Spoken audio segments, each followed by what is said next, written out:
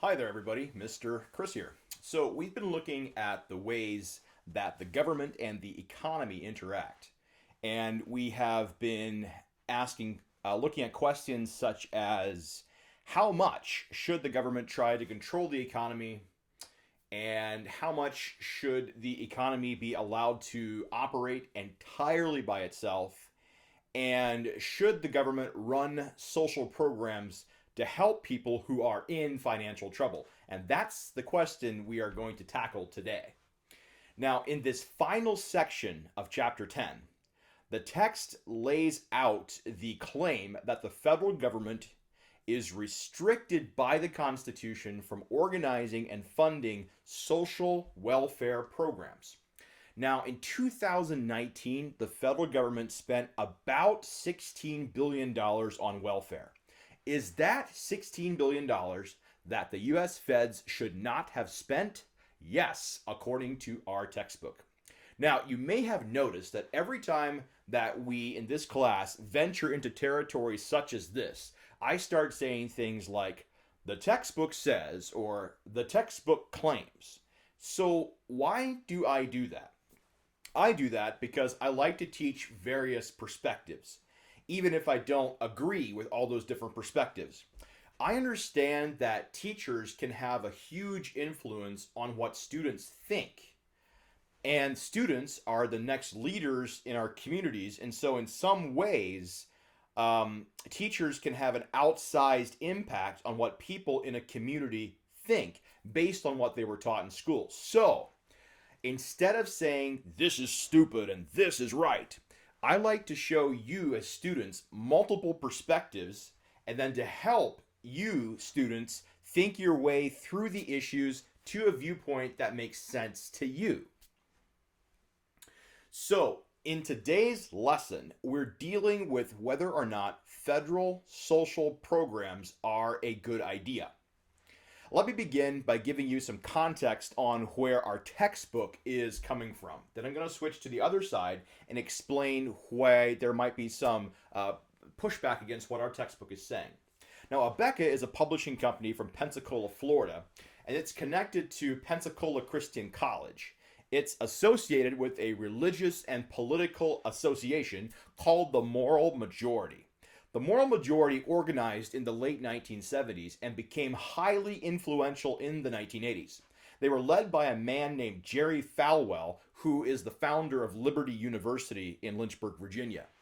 The Moral Majority believed that conservative Christians should become highly active in politics in order to take over government seats. Then, from their positions of political power, the Moral Majority leaders could push back against the secularizing influences in America and push America back toward being godly. Now, the Moral Majority pushed for things like allowing prayer in public schools, banning abortion, and relaxed gun controls. So, besides holding to conservative religious and moral values, the Moral Majority also holds to very conservative political and economic views. So, what does it mean to be a political conservative? It means to be in favor of as little government as possible, which means as little spending as possible, which means as little taxation as possible. It also typically supports letting people take care of themselves with as little government intervention as possible. So, what does it mean to be an economic conservative? Well, it means very much the same thing. It means the government should interfere in the economy as little as possible. Rather, people should be allowed to make economic decisions as freely as possible and should have to bear the results of those decisions, either good or bad, with as little interference or help from the government as possible.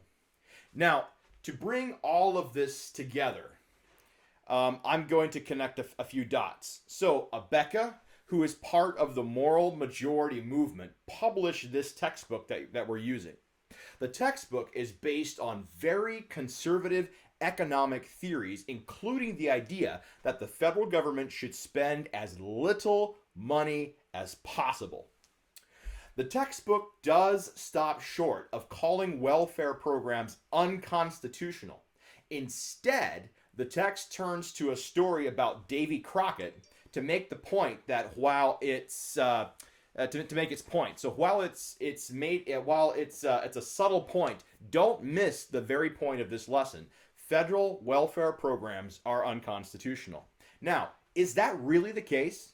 Is it unconstitutional for the federal government to organize and fund social welfare programs? So let me present the other side of the argument. In 1929, the stock market in the United States crashed.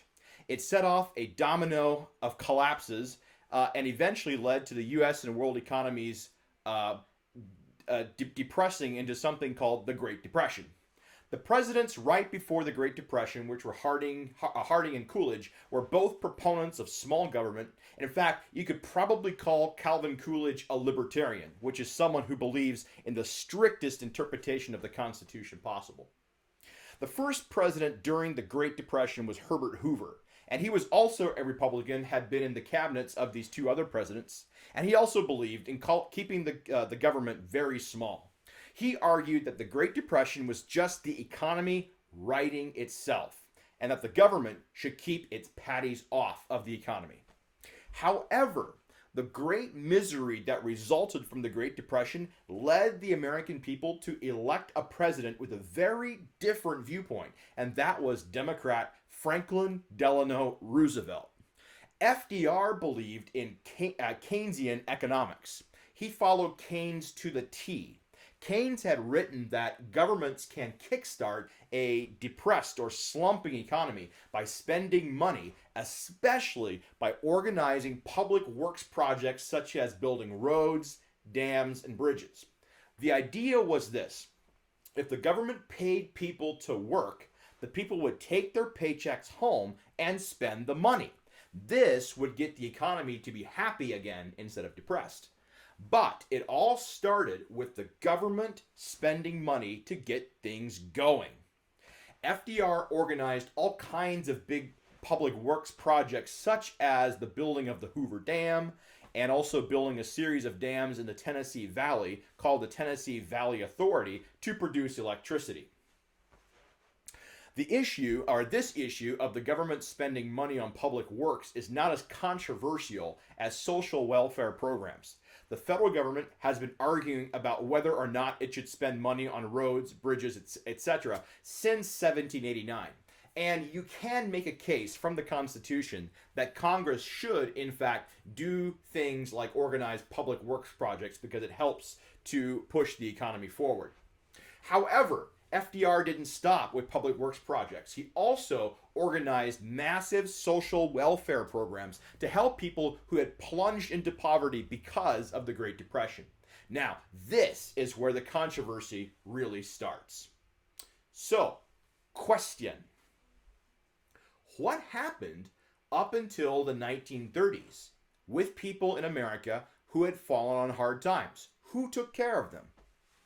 Answer: people who fell on hard times in the U.S. during the 17, 18, and early 1900s relied on their friends, families, and churches to help them through hard times. So, next question: why couldn't people do the same thing during the Great Depression? Answer: the Great Depression hit the U.S. economy so hard in so many places that friends, families, churches, and communities couldn't take care of everyone's needs. So the federal government stepped into the gap. Now, here's the argument in support of this. In times of crisis, the federal government is the biggest, most powerful organization around to deal with that major crisis. The federal government has vast resources at its fingertips, and it should use those resources to help the citizens of America. Now, people who are trapped in the middle of a crisis usually don't disagree that the federal government should help them because they'll look just about anywhere for help. So, here's an example. Do you know of anybody that decided to not cash their $1,200 stimulus check that the U.S. government just sent out? Now, while it's hard to turn down the money that's being sent out, imagine how hard it would be if your rent was due and you didn't have the money to pay it off. Of course, in that case, you're going to cash that check that gets sent out to you. So, in times of crisis, the federal government has the power and resources to make the situation at least temporarily better. And American people who are suffering have a very hard time turning down the help. So, now let me summarize the two sides of the argument.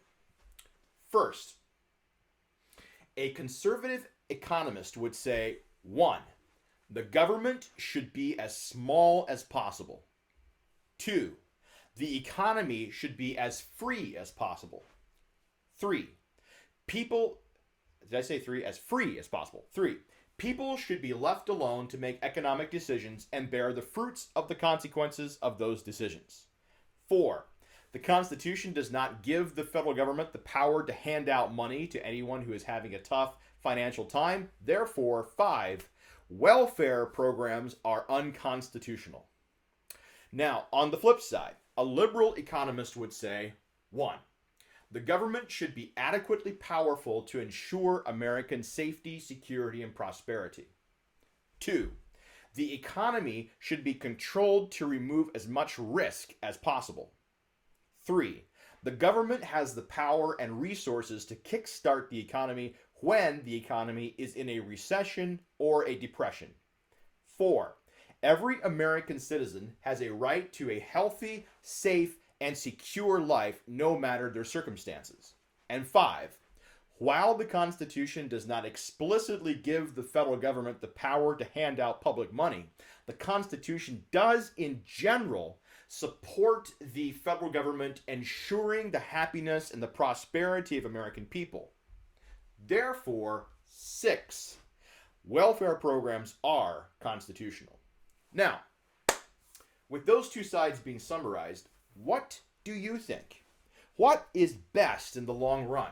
Is it better to let the economy move on its own and to have periods of suffering and chaos while the economy rights itself? Or is it better for the government to constantly manipulate the economy to prevent as much of the suffering and chaos as possible?